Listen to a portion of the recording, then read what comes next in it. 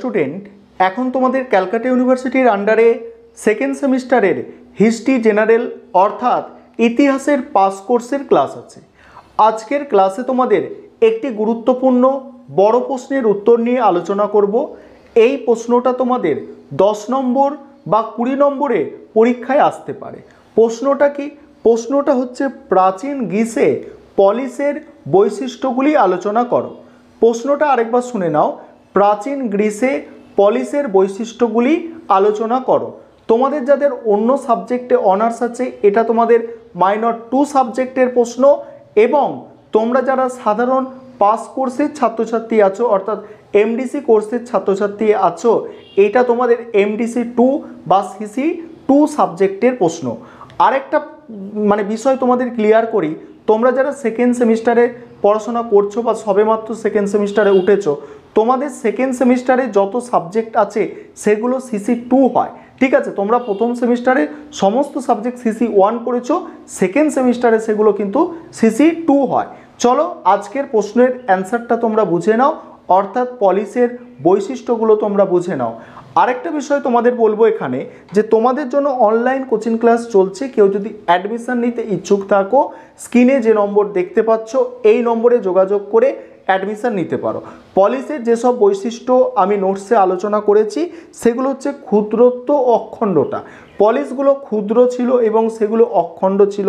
দ্বিতীয় বৈশিষ্ট্য আলোচনা করেছি জনসংখ্যার স্বল্পতা, জনসংখ্যা কম ছিল। শাসন কাঠামো, পলিসের শাসন কাঠামো কেমন ছিল সেটা আলোচনা করা হয়েছে।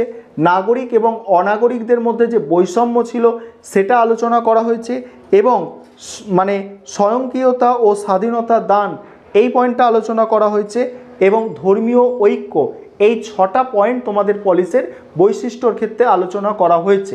এবারে তোমরা প্রশ্নের উত্তরটা দেখে নাও। এবারে তোমরা প্রশ্নের উত্তরটা বুঝে নাও।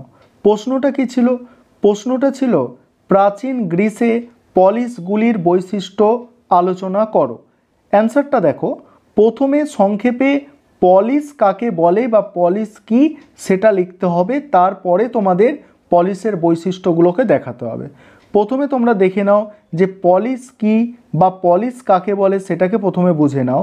গ্রিসে ধ্রুপদী যুগে, ধ্রুপদী যুগ মানে কি? খ্রিস্টপূর্ব 5ম থেকে 4র্থ খ্রিস্টপূর্বাব্দ পর্যন্ত সময়কে ধ্রুপদী যুগ বলা হচ্ছে। গ্রিসে ধ্রুপদী যুগে ক্ষুদ্র ক্ষুদ্র রাষ্ট্রের উদ্ভব ঘটে। এই ক্ষুদ্র ক্ষুদ্র রাষ্ট্রগুলিকে গ্রিক ভাষায় পলিস বলা হয়। গ্রিক শব্দ পলিসের অর্থ হলো স্বশাসিত রাষ্ট্র বা নগর রাষ্ট্র। এগুলি ছিল এক একটি স্বাধীন রাজনৈতিক প্রতিষ্ঠান। তবে পলিস বা নগর রাষ্ট্রের সংজ্ঞা নির্ধারণ একটি জটিল বিষয়, কারণ প্লেটো, অ্যারিস্টটল সহ অন্যান্য প্রাচীন গ্রিক চিন্তাবিদদের লেখায় পলিসের উল্লেখ থাকলেও তার সংজ্ঞা সম্পর্কে কিছু উল্লেখ করা হয়নি। সাধারণভাবে পলিস বলতে বোঝায় ক্ষুদ্র ক্ষুদ্র ভূখণ্ডে ঐক্যবদ্ধ ও দায়িত্ব সহকারে কর্তব্যপরায়ণ কর্মরত একটি জনগোষ্ঠী। এই জনগোষ্ঠী ছিল একই ধর্ম ও ঐতিহ্যে সমন্বিত। এবারে দেখো পলিসের বৈশিষ্ট্য।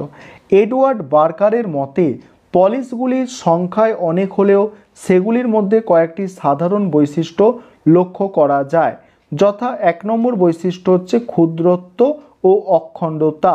সেখানে কি বলা হচ্ছে? ক্ষুদ্রত্ব ও অখণ্ডতার মধ্যে পলিসের অন্যতম প্রধান বৈশিষ্ট্য হলো তার ক্ষুদ্র পরিধি, যাকে ঐতিহাসিক ভিক্টর এরেনবার্গ ন্যারোনেস অফ স্পেস বা স্থানের সংকীর্ণতা বলে অভিহিত করেছেন। কিটো তার দ্য গ্রিক্স গ্রন্থে বলছে, কিটো তার দ্য গ্রিক্স গ্রন্থে বলেছেন যে পলিসের পরিধি ক্ষুদ্র হলেও এর তাৎপর্য ছিল ব্যাপক। পলিসগুলির মধ্যে কোনোটির আয়তন তুলনামূলকভাবে বড় হলেও বেশিরভাগই ছিল ছোট ছোট। পরের পয়েন্ট হচ্ছে জনসংখ্যার স্বল্পতা। জনসংখ্যার স্বল্পতা পলিসগুলির অপর একটি সাধারণ বৈশিষ্ট্য। আয়তনে ছোট হওয়ায় স্বাভাবিকভাবেই পলিসের জনসংখ্যা ছিল খুব কম। প্লেটো তার রিপাবলিক নামক গ্রন্থে বলেছেন যে আদর্শ রাষ্ট্রে নাগরিক সংখ্যা হবে 5000। অ্যারিস্টটলের মতে একটি নগরের পক্ষে 10 জন মানুষ যেমন কম, তেমনি 10,000 মানুষ খুব বেশি। তারপরে কি বলা হচ্ছে দেখো, পরের পয়েন্ট হচ্ছে শাসন কাঠামো। গ্রিক পলিসের উদ্ভবের আগে রাজতন্ত্র, একনায়কতন্ত্র, গোষ্ঠীতন্ত্র, গণতন্ত্র ইত্যাদি শাসন কাঠামো ধাপে ধাপে পরিবর্তনের মাধ্যমে সুসংগত রূপ লাভ করে। স্পার্টায় ব্যতিক্রমধর্মী শাসন কাঠামো থাকলেও বেশিরভাগ পলিসের ক্ষেত্রে গণতান্ত্রিক শাসন গড়ে ওঠে। শাসন কাঠামোর অঙ্গ হিসাবে সমিতি, পরিষদ এবং ম্যাজিস্ট্রেটের অস্তিত্ব অধিকাংশ পলিসে লক্ষণীয়।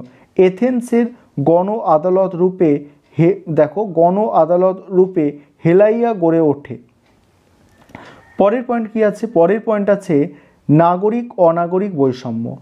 প্রতিটি পলিসে বসবাসকারী জনগণ নাগরিক অনাগরিক এই দুই ভাগে বিভক্ত ছিল। অনাগরিক জনগণ বলতে বিদেশি মহিলা দাসেদের বোঝাতো। নাগরিকরা সমস্ত সুযোগ সুবিধা ও অধিকার ভোগ করত, অনাগরিকরা এই সকল সুযোগ সুবিধা থেকে বঞ্চিত ছিল। তারপরে কি বলা হচ্ছে দেখো, সক্রিয়তা ও স্বাধীনতা দান। গ্রিক পলিসগুলির অন্যতম বৈশিষ্ট্য ছিল সক্রিয়তা ও স্বাধীনতা দান। শুধুমাত্র সরকারি ব্যবস্থা হিসাবে নয়, পলিস ছিল একটি সংঘের মতো। রাজনৈতিক ও সামাজিক দিক থেকে পলিস ছিল স্বয়ংক্রিয়। এই ব্যবস্থা নাগরিকদের লোকালয়ের সর্বত্র অবাধে আলোচনা ও পরামর্শের সুযোগ ও স্বাধীনতা প্রদান করেছিল। পরের পয়েন্ট আছে ঐক্য, ধর্মীয় ঐক্য। পলিসগুলির অভ্যন্তরীণ ক্ষেত্রে ঐক্যবোধ পরিলক্ষিত হলেও বিভিন্ন বিষয় নিয়ে পলিস ছিল পরস্পর বিরোধী। তবে ধর্মীয় ক্ষেত্রে এর ব্যতিক্রম লক্ষ্য করা যায়। ধর্মীয় উৎসব অনুষ্ঠানকে কেন্দ্র করে পলিসগুলির মধ্যে সুসম্পর্ক গড়ে উঠত। হিউজ, এথেনা, হেরা, অ্যাপেলো প্রমুখ দেবদেবী গ্রিকদের উপাস্য ছিল। এই ছিল তোমাদের আজকের ক্লাস।